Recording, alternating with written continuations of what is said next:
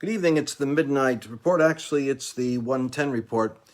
And I cannot believe that I just did an entire broadcast on my cell phone and thinking I was broadcasting when in fact I was talking to myself. I wasn't broadcasting at all. I forgot to press the live button. So I'm going to give you the short version. You see, I just did a dry run, so now you're going to get the short version. What do you think of this? The fact that President Biden has now, and I can just hear somebody out there saying, Lance, it's not President Biden, it's Donald Trump. Well, let's just discuss that for a second. Somebody just spent $1.9 trillion. You may not think it's President Trump or President Biden, but somebody up there is authorizing these things. And somebody up there just released the UN sanctions on Iran, so Iran is attacking us. You talk about a nuts of pagan foreign policy. Somebody just opened up the borders. We got four potential terrorists were just arrested today, 3 of them from Yemen.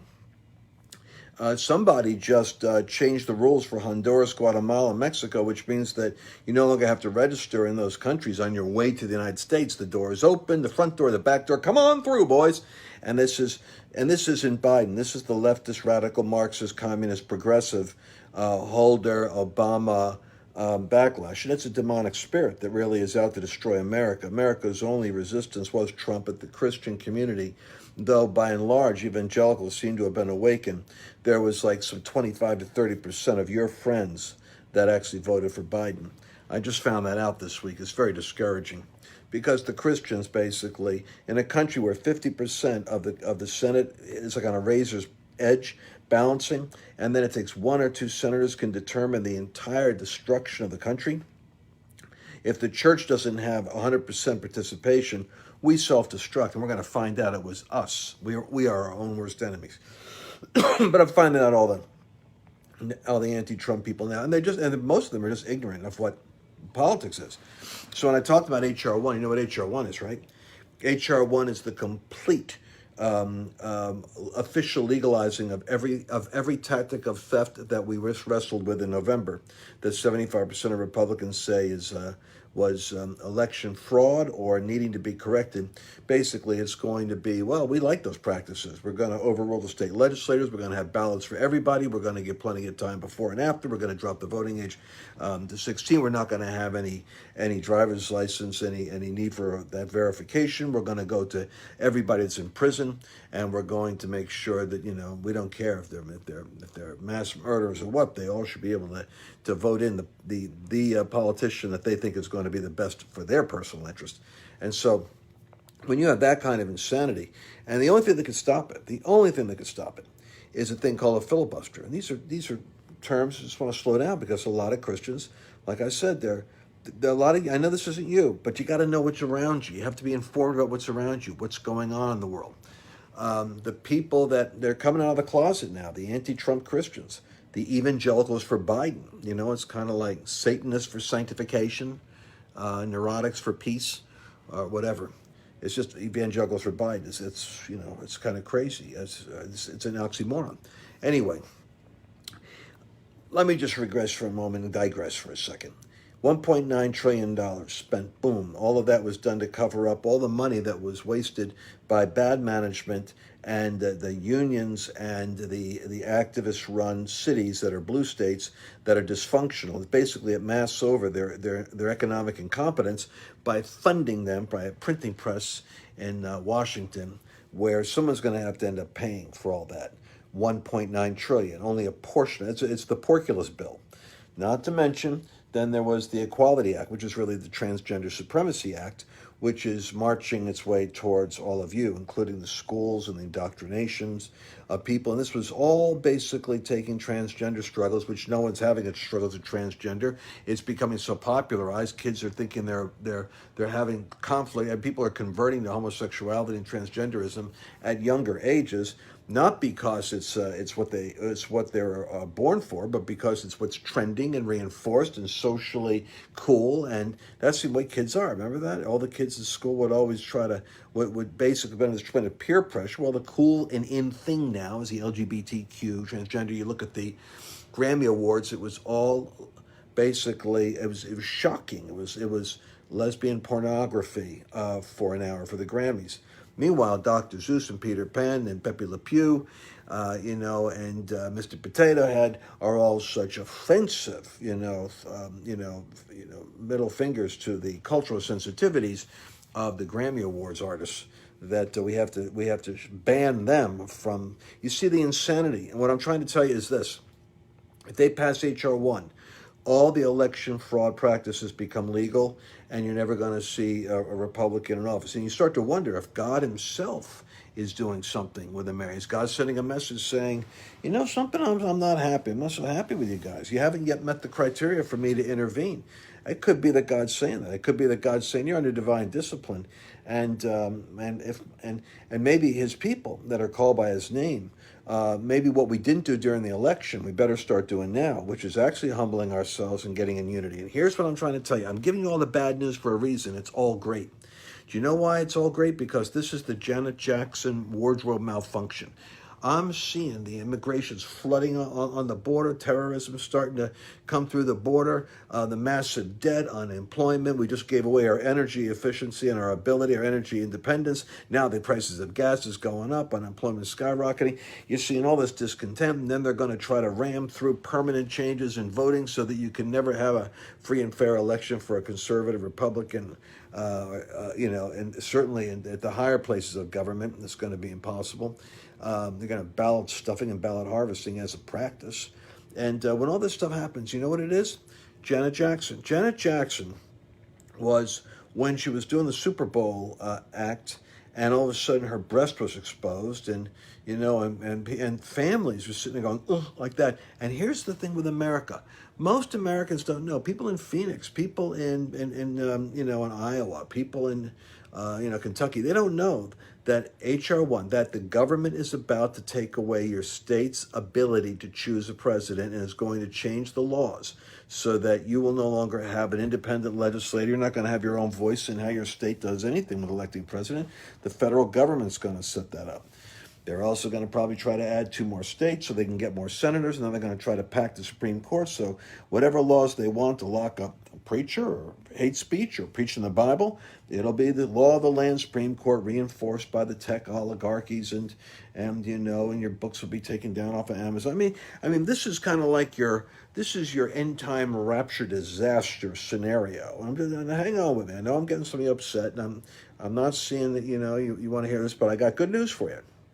What happened with the Janet Jackson wardrobe malfunction? I don't believe it is the time for the tribulation. I don't believe it's God's plan to destroy America. I believe that the church is the only remedy, and that God has a way of making the church have to wake up. I'm going to show you something. I want you to go to one of our Flashpoint broadcasts I did with Gene Bailey, which says it's something very profound with Sammy Rodriguez and Star Parker. It's great. We have a Latino, African-American female, and 2 white guys. And here we are all in the spirit of Jesus discussing what's happening in America. And I really want you to see this. But the fact is, when Janet Jackson and, I was going to say Justin Trudeau, but he's Prime Minister of Canada, whoever the other guy was that she was with, when they pushed too far in an effort to be artsy and cool and chic and, pushing the envelope, they actually had a backlash. Now listen to me. Everything I said is bad, including the Equality Act, Transgender Supremacy Act, plus the election, permanent election fraud rules, and then the trillions of dollars of multiplied debt, and then the borders opening up, and then the potential terrorists coming through, and I want you to hear this. What's good about it is the devil is unleashing more than the American public actually understood it was signing up for. Could you imagine if Joe Biden got up and instead of saying, we're going to unite America, we're going to get America on the same page, we're going to take that period of division and we're going to heal America's wounds, if he had said, I am going to advance rapidly one of the most degenerate and powerful and aggravating destructions of income, radicalization of your school systems. I'm going to swing open your borders. We're going to flood Texas and the South with illegals who are going to be coming on COVID-ridden caravans into your states while I enforce draconian laws on you and require you all to get vaccines. If he had said that, I don't even think a rigged election could succeed. I think the Democrats would unrig it if they actually thought about it. So what you've got now is the Janet Jackson wardrobe malfunction moment. Now here it is. I appreciate it's 1:20 in the morning. Thank you for the 1.4 thousand of you that are up, and I got good news for you. The Great Awakening we're praying for isn't going to be, and still there's a whole bunch of, I got this backwards here, I know this is backwards masking, but the Great Awakening we're praying for isn't coming to people that are not awakened to all of this as well. In other words, now I'm watching Christians that were, frankly, well, like, kind of hold your nose and vote for Trump or didn't vote for Trump. I'm watching them because I'm talking to them and they're going, hey, this looks pretty bad. I'm seeing unprecedented unity. Because for the first time, I think Christians are waking up to the fact that the consequences of this election, this is the potential discipline or destruction of the Republican and the way of life as you know. I haven't even talked on the race, the systemic racism in Kamala Harris when Biden has taken all of the hits he's got to take when she comes along. Now, by the way, the filibuster, real quick. The filibuster is this mechanism that is in the Senate. See, it's mansion. Everybody's hoping that him and Sinema from Arizona, this woman, these two are going to be standing strong for the preservation of the filibuster. Let me tell you something. You don't count on a Democrat to do anything right. They walk in lockstep. That man, look, he already looks like a whipped puppy. He doesn't have the ability to stand alone. He says he will. Let's see. I want to be wrong on that one. 99% of the time I'm right on these things. But I don't want to be right on that because you remove the filibuster. And what you've done is you remove the one mechanism that happens in the Senate to be able to temper and control radicalization. I want you to think about the House, the Congress is elected every 2 years. Think of it as a hot, boiling hot reflection of the temperament of culture. That's why there's going to be a wild backlash in 2022. If we could just hold on to the country for 2022. You're watching the awakening start right now, and it starts with the rude awakening. But this thing is going to be a backlash. You're going to see clawed out of the Democrat control. I mean, they lost everything except the executive office, and I can't talk about what my thoughts are on that. I've already said enough to get myself dinged.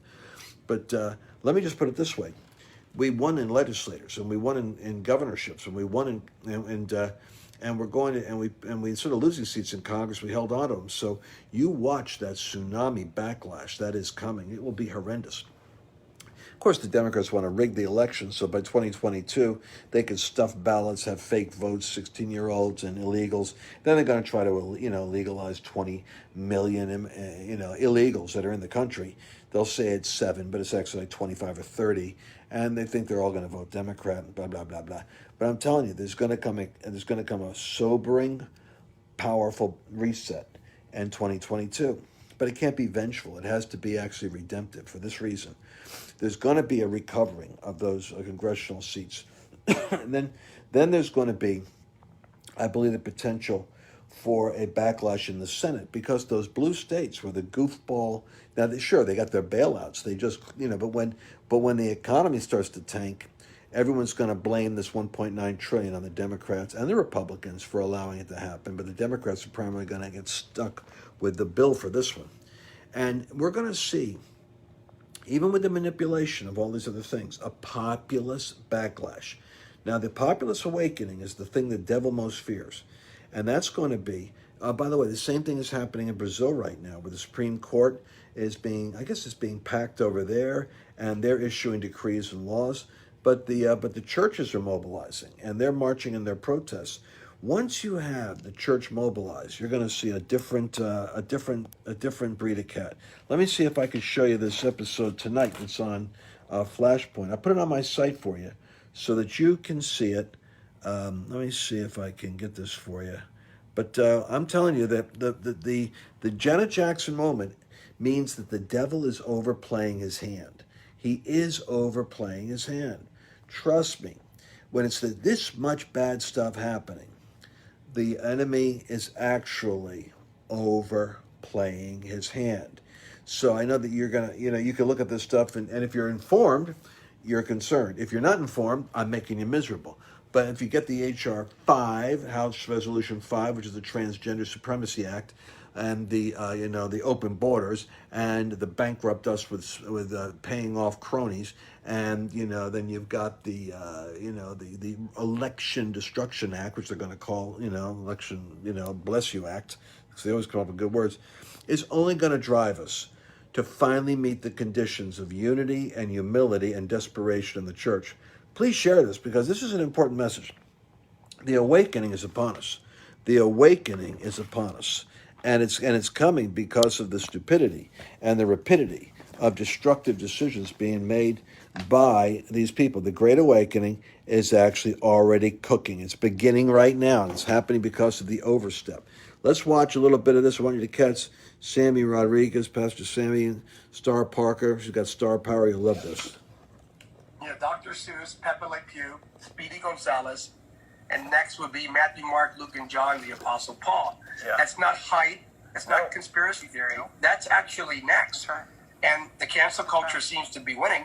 But again, if we could only just lift up our voice. I'm still convinced. I may be the optimist in the group here.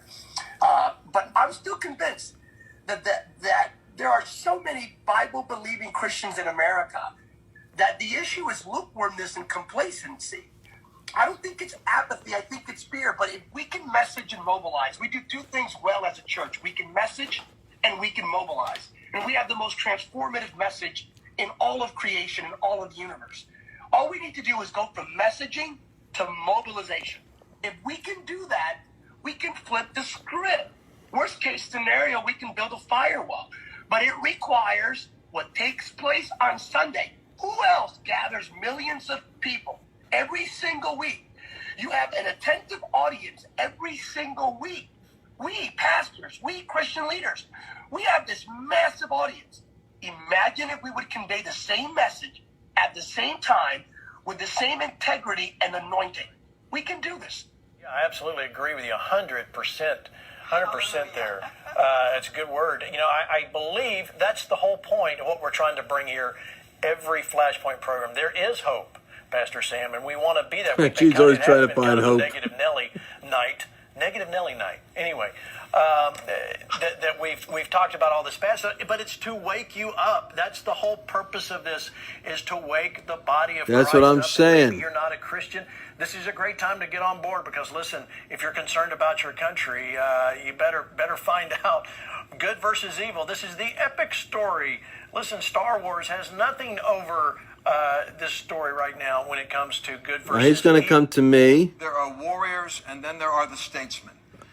Here's basically what I was saying. It's going to come get us one day, so we don't have to really engage watch the this culture. part. But the culture is getting darker and darker. And I want to believe that the pulpit is still the most powerful place in America, but the pulpit closed down the minute the government said shut down, and they started threatening churches that they were going to pull their licensing and other things, and you didn't see that rally of other pastors to say, hey, wait just a minute. The church didn't. They were ticketing people because they were congregating in parking lots, in their cars, because of COVID. So I think that there's a whole lot of power in the state right now that we should be concerned about, even while we're believing that the Lord is going to come and rescue us, because the truth is on our side. So I do agree with you, Pastor. Star Parker. Yeah, and I think you're right there, Star. In the past, ignorance really has reigned with a lot of church leaders who have felt like they were being positive when they were ignoring the issue, or trying to whitewash it because they were going to be positive. That's not what we're talking about, folks. That's not positivity. That's denial.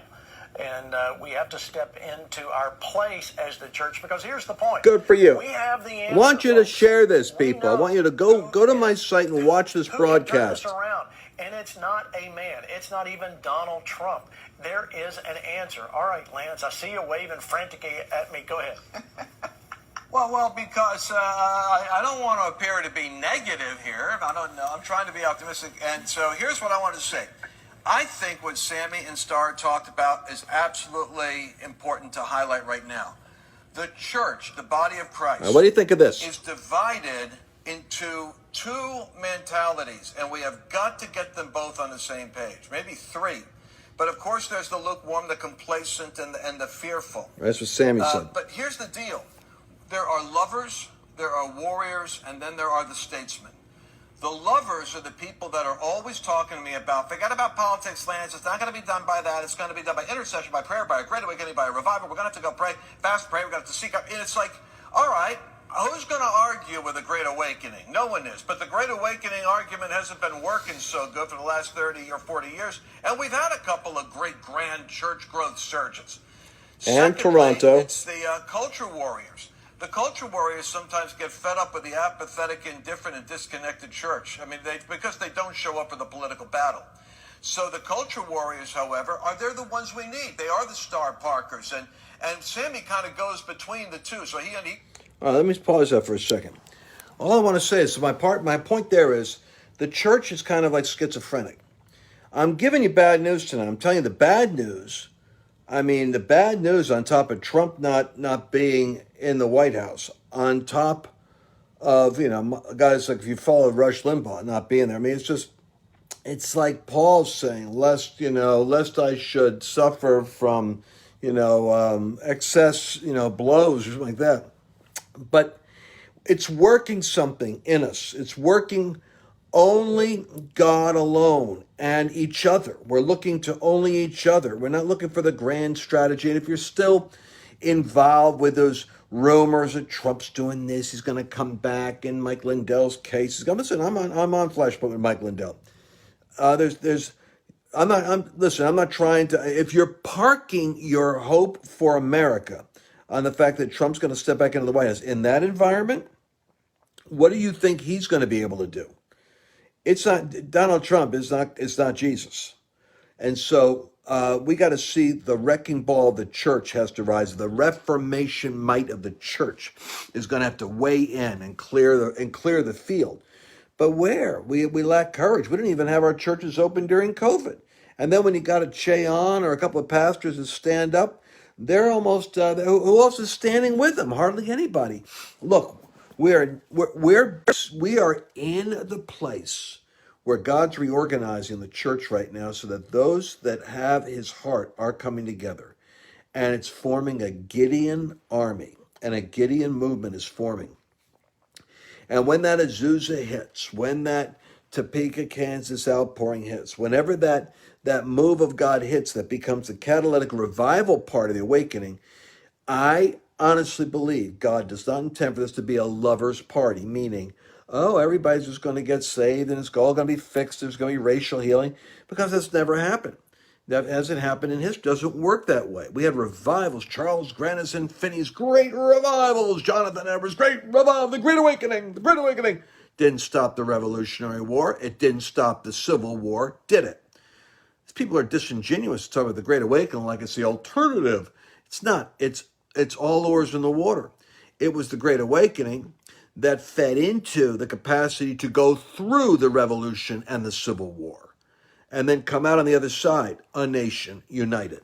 So the awakening serves to give you the ability to make it through the other ugly stuff. It doesn't erase the revolution and the Civil War. It feeds into it somehow, so there's a redemptive victory at the other side.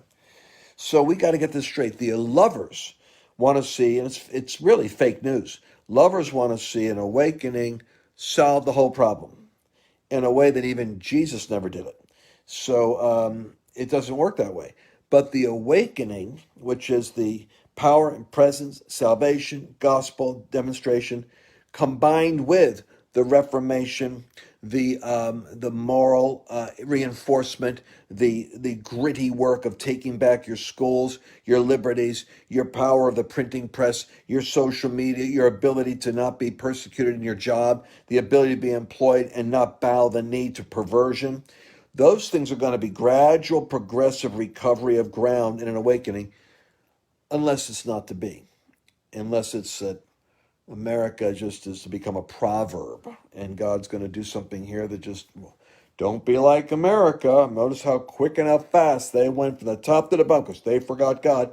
The reason I don't think that's the narrative is because there's so many Christians in America that I don't believe that's God's next chapter. I think God's doing us to shake up to wake up, and nothing we've done so far has been a substitute for what God wants. And God's just not going to, he's not going to give us what we want till he gets what he wants. And he wants a church, a glorious church, humbly united and walking in the same illumination. And that means a political education. I'm sorry to say it. There's a lot of believers that still need to be politically updated as to what's happening in America. I know they think they are, but they're not. They don't really understand that the left, how it operates, and that you're dealing with an organized evil. You know, there are organized evils. You know, I don't think that there'll be an outpouring of the Spirit that's going to make the KKK suddenly more friendlier. You got some vessels. When Jesus comes back, he comes back with a rod of iron and he breaks the vessels. You know what that means?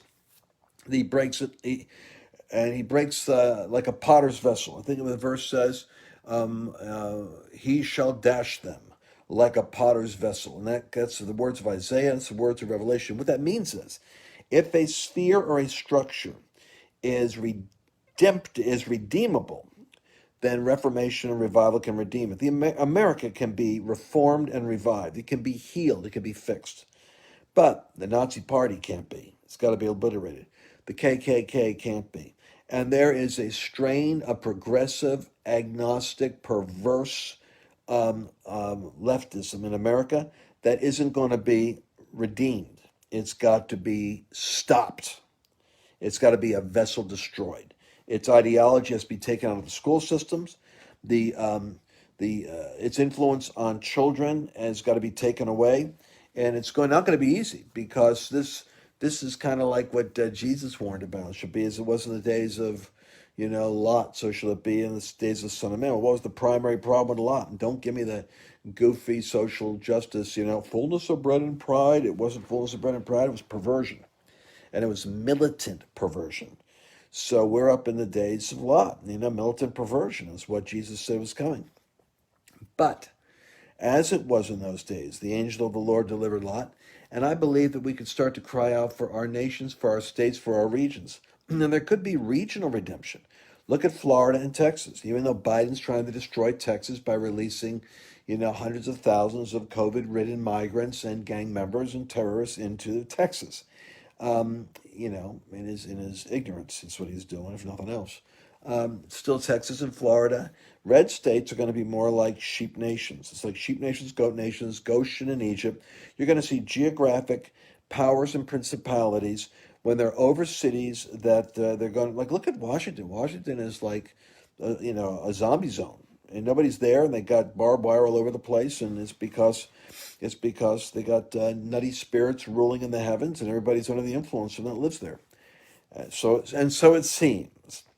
And but there are places, like you look at Florida, you look at Texas, you probably look at a large chunk of Alabama and Mississippi, and you're going to see freedom, you're going to see joy, you're going to see laughter, you're going to see prosperity.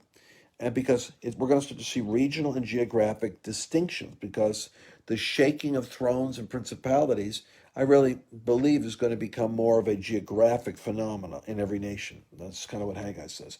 Well, my point is this.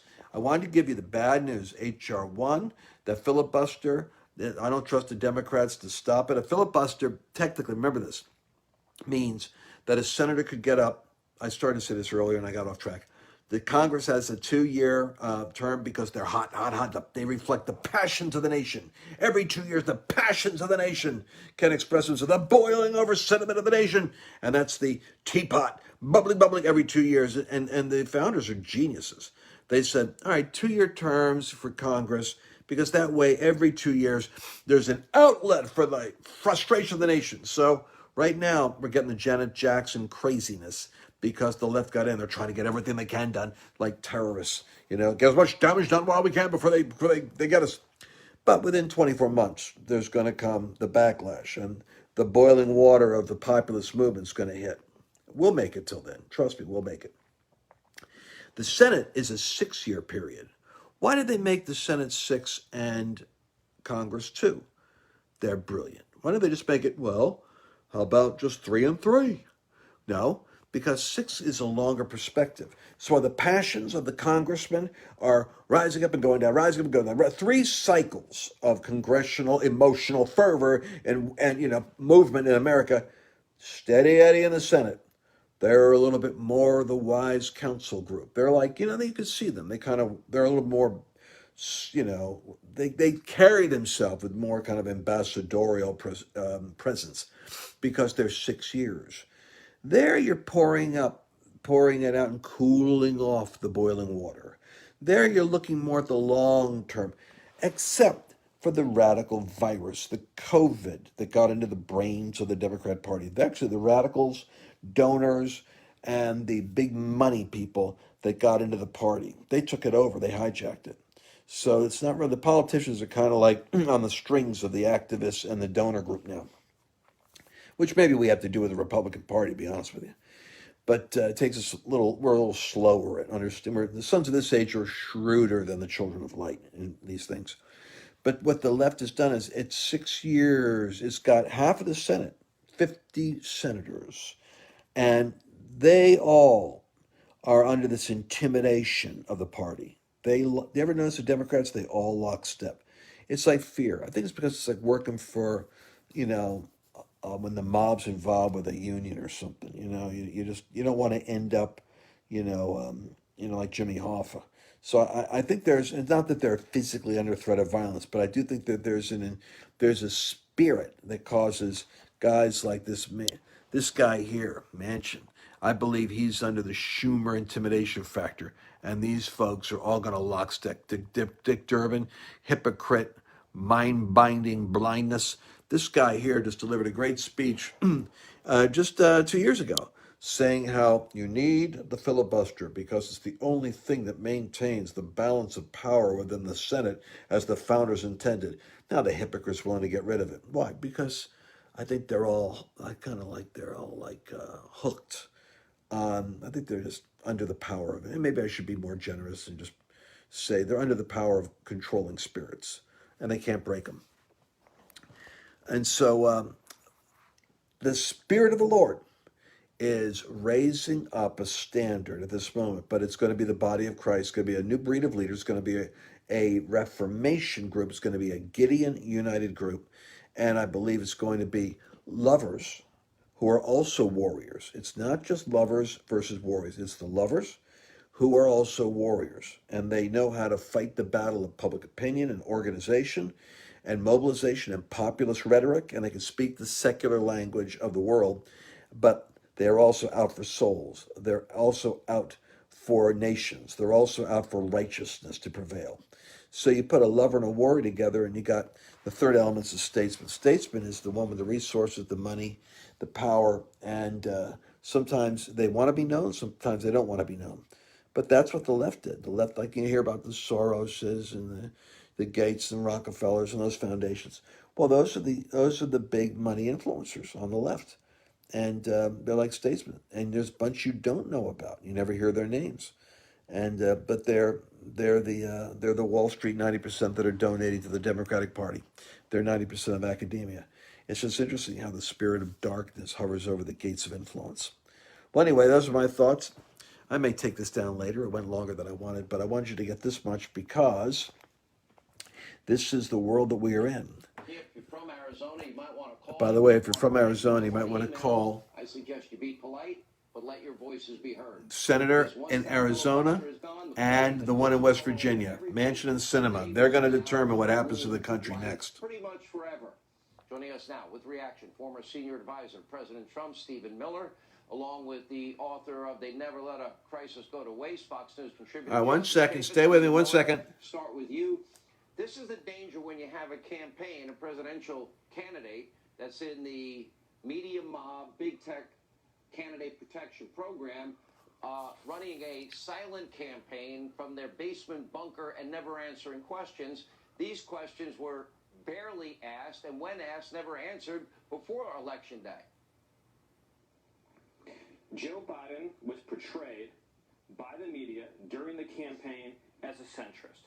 As we have seen over the last Hear that? A centrist. He is governed as a radical socialist, and while he's been in hiding, his far-left progressive staff have systematically advanced the most extreme agenda we've ever seen. Look at the guy. And if they get rid of the filibuster, Sean, if they abolish Walk in shadow. the filibuster, they will abolish the American way of life. They will take over our elections. They will completely dissolve the southern border of the United States. They will legally erase the distinction between biological men and women. They will force you to subsidize abortions with your own tax dollars. They will raise taxes through the roof. They will gut the Second Amendment and the right to self-defense, and the list goes on and on and on. That is what is at stake right now.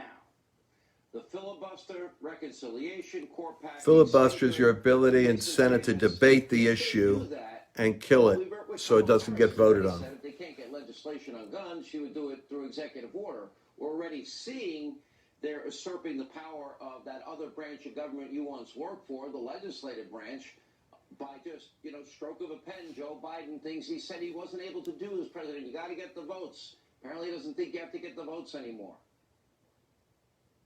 Yeah, this whole facade that the Democrats put up during the election saying that they were going to unite the country, they were going to work across the aisle, they were going to put their hand out and try to work with Republicans is just absolutely, totally hogwash.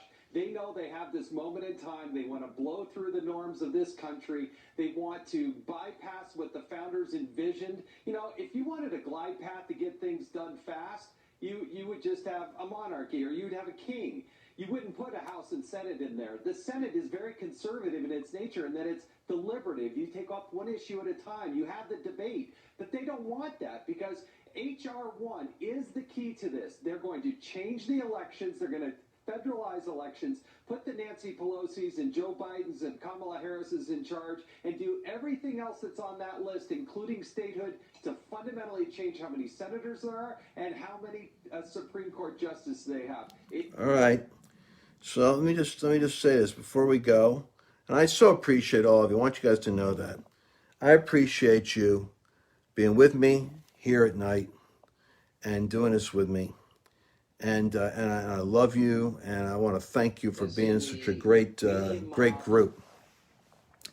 And I'm going to sign off, but I wouldn't be honest if I didn't make a comment I have to make, because I'll make it late in the broadcast so that most people will have already bailed.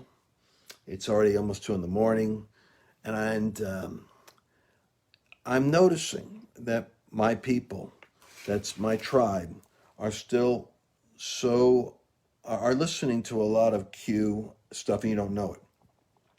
The QAnon thread says that, now watch this is so important, you got to catch this, is that Joe Biden is really not there in the White House. It's not really Joe Biden, and everything he's doing is in front of a green screen and stuff. Folks, that's lunacy, because that's on a green screen right there.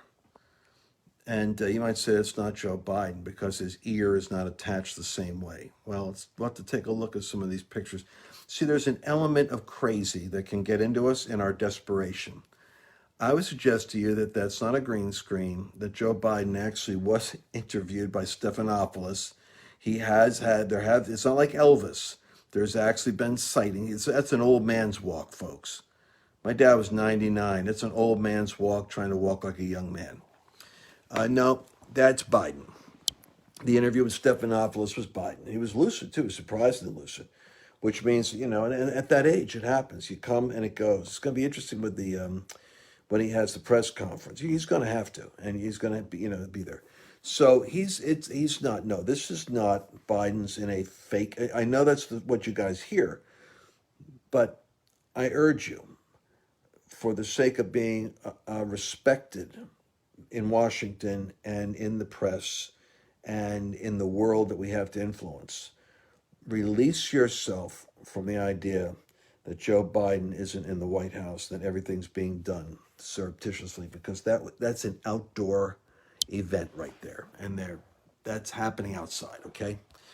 And I've been watching his interviews with some of the journalists, and they're softball interviews, but he has his moments of lucidity, and they're controlled interviews. But like I said, if you have an older parent, you recognize the dimension, and you also recognize the cognitive when they're functioning. I'm praying for his health, actually, because, you see, somebody's writing that $1.9 trillion executive order. Somebody's writing that order to rescind, to open up the borders, and it's not Donald Trump. So you can go ahead and say, Kim Clement prophesied 2 presidents. Where are you going to go with that? What are you going to do with that 4 years from now? And if Trump doesn't run again, where are you going to go with that 8 years from now? And by then you'll be forgetting about it. You might be mad at me and not listening to me anymore, but I'm always going to be realville. I'm going to tell you what the real deal is. God's doing something here, and I think it's a national discipline on America. We need clear-thinking Christians that have credibility right now. And I think that's a good reason to humble yourself and pray for deliverance and for God to turn. Remember this, if I send a plague, the Lord said, if I send judgment, and if my people, remember that verse is always coming after a judgment. If I send judgment and my people who are called by my name humble themselves and pray and seek my face and turn from their wicked ways, then will I hear from heaven and heal. So when God sends judgment, like I think is happening in America now, I think this is the time when judgment can be averted. But it doesn't get averted by people saying that, listening to conspiracy theories, thinking that Joe Biden isn't really there and it's all an actor, and that Donald Trump's going to pop up any minute now like Mary Poppins, and he's going to arrest people and all the bad guys are going to go to jail. That may work in a Marvel comic. That's not going to work here because I think God's judging America and the church is coming up to a refining, and I think that this judgment can be averted. I think it's like David. This is Bible stuff. And David basically, the Lord's extending his hand to judge, and David goes to the threshing floor of Onan, and he offers a sacrifice, and God stops the angel and says, "Stop." And I think that we could see that happen. But it's not going to happen if you're sitting there saying, "Well, I don't believe any of this is real. I don't even think God's judging anything. I think this is all." I say you have to be dialed in, because if the Lord's saying something and you're on a different narrative, then you're actually missing God. I'm telling you the truth, guys. I just met with Senator Cruz, Governor Walker, and the guys in Washington. I just had dinner with them. And we were talking about Biden and Trump and what's coming next. And trust me, they've been with these guys. And Trump's coming back. He's coming back, but he's coming back with a vengeance to clean out the Republican Party. He's not coming back because he thinks he's president. He's coming back because he feels it got stolen from him and ripped off. But he will not run unless there's election reform. And that's why H.R. 1 is so scary. If that thing goes down, election reform doesn't happen. Doesn't mean God can't do something. But it does mean that I appreciate the complexity of opening up those borders and having ballots flooding everywhere and having Democrats in charge for the next 20 years. I don't like that scenario. But I believe we're being driven. Those of us that are seeing this are being driven to the urgency of necessity. And I see a move of God. And I believe the awakening is the wardrobe malfunction. I think the devil's overreaching. And I think it's going to force a unity. And the more pressure that comes on the church, the faster it's going to happen. And I think we're going to see God stay his hand. But right now, we're looking at like every bad decision you can make. And I think it's all going to help us in terms of the redemption of America. Because pretty soon, everyone's going to know these are dumb decisions. By the way, Dumbo also got canceled. Dumbo got canceled, but lesbian pornography for the Grammys was on the menu for dinner, and that was acceptable. So there's going to be an adjustment in America. You watch, it's coming, and have the courage, courage. That's what you're going to need in clarity. All right, if you really got courage and clarity, share this with a friend, and hopefully not too many people are offended by the end of this. All right, love you. Talk to you later. If you like this video, make sure you like it here and also subscribe so that you can get other broadcasts in the future as soon as they come out. And you know what would help me? Make a comment and give me your thoughts on what you'd like to hear about in the future.